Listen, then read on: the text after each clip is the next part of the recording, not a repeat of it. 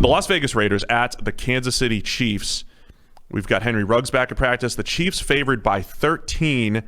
They have pretty much dominated the Raiders during the Mahomes era. Yeah, it's pretty hard to see how the Raiders win this. Like, the game against the Patriots kind of showed just how problematic the Chiefs are. Like, the Patriots did as good a job as you can possibly do at slowing down that offense, and they got some turnover luck. Okay, they got screwed out of one that I think the late whistle thing, they should have had another one. But, like, they forced turnovers, they caused Mahomes problems, they made him make mistakes. It still didn't matter. Like, but if they didn't have Brian Hoyer made equally detrimental mistakes. Sure. Red zone sacks, red zone fumbles, interceptions, the whole thing. But the point is, you were watching this game go, and you're like, this is as good as you can possibly do against them, and they're still, like, closing in on 30 at the end of the game. Right. You know? Like, it's so with a pick hard. Six. With a right. Pick But six. it's so hard to keep this team down, and that's if you do, like, the perfect job. The Raiders can't do the perfect job. In fact, they can't come close to the perfect job, so he's going to put up 35, at which point your starting point for this game needs to be, we need to score 35 on offense to even be in the game. And can they do that?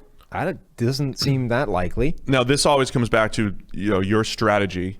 The Patriots were executing the strategy you said. Keep the ball away from the Chiefs and play good defense. But that's the playing good defense part isn't really a strategy, because if people could do that, they would have done it a couple years ago against Mahomes. The Patriots are equipped with Belichick leading the way with their personnel to mix up man and zone as they did, to take away Mahomes' best weapons.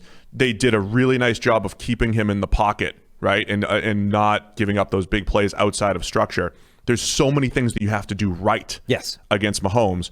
And all that said, in my weekly QB piece, Mahomes was the guy that played way worse than his stats, because he had those 2 tap passes for touchdowns, 3 total turnover-worthy plays that didn't result in turnovers. He ended up with a 44 grade. Which is by far the worst game of his career. Yes. And he's had multiple games under 70 against the Patriots now, but still put up a passer rating up at like 105 during that time, which again shows a little bit of the entire supporting cast of the Kansas City Chiefs offense. Even if Mahomes isn't great, they have enough weapons to still put points on the board. Which is basically the original point, right? It almost doesn't matter how good a job you do against this offense. It's too good. Whether, like, you might be able to force Mahomes into a rare, almost unique bad game, and even if you do, it doesn't matter, because they're still beating you with those tap passes and the motion and everything else. Like, and as I say, the Raiders just can't do what the Patriots did. So they have to hang with Kansas City in a shootout, which means Derek Carr needs to start taking early and often shots to Henry Ruggs, because that's probably the only way you're winning. And the Chiefs are actually pretty good at preventing those deep passes. So, God, I mean, it's a 13-point line, and it doesn't feel wrong.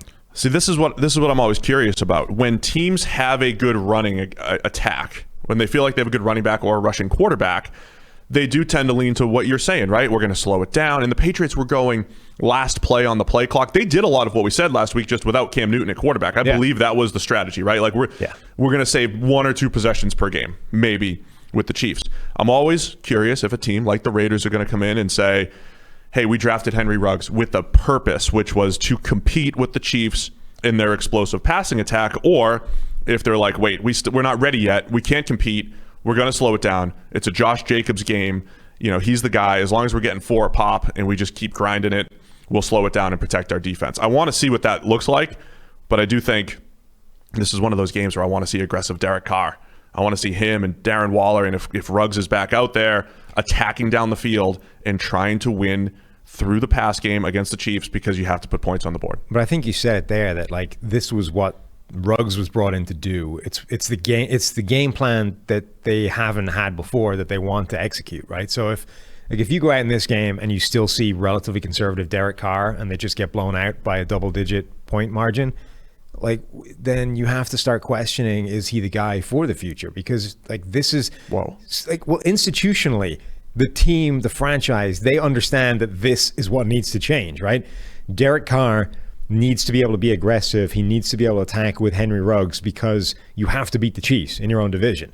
So this was the plan. And if he still goes out there and takes checkdowns all day long and doesn't be notably more aggressive in this game, then like, what are you doing? I hear you.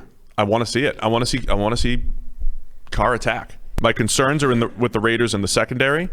I'm less concerned about their pass rush because they don't get home as it is. So they might as well just stay in their rush lanes and not let Mahomes escape. I do think there's an element of make him beat you from the pocket because you at least know where he is and you know where the receivers are. The receivers are so good at playing the scramble game with Mahomes. I think there's an element of compress the pocket and, hope you can hold up off, in coverage. You have to do some disguising. You have to just take him off his first read. Again, it's not that he can't do any of this stuff. Mahomes is awesome, but you just want to make it a little bit lower percentage for him. So, yeah, I definitely have concerns about the back seven for the Raiders. I'm taking the Chiefs. Do you think they cover the 2 touchdowns here? Almost 2 touchdowns. I just talked myself into it, yeah. You did? Yeah. Yeah, I would probably lean that way too. There's also this, as soon as we doubted, what did I do to this sheet here? We doubted the Chiefs after they looked, just okay for 2 weeks, and then they just went to town on the Ravens. It's probably time that people might be like, hey, the Chiefs look a little susceptible after that Patriots game, and then they just come back and hang 45 or something. Yeah, I don't think this is the game where they have problems. The next one might be where they had that 3 games in 11 days thing, and the third one is against Buffalo after an extensive bye for the Bills or an extensive break. That's the one they might have problems with. This one, doesn't seem likely.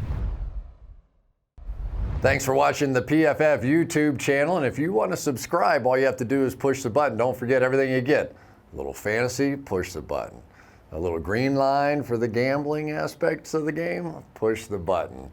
College football, push the button. The YouTube channel from PFF.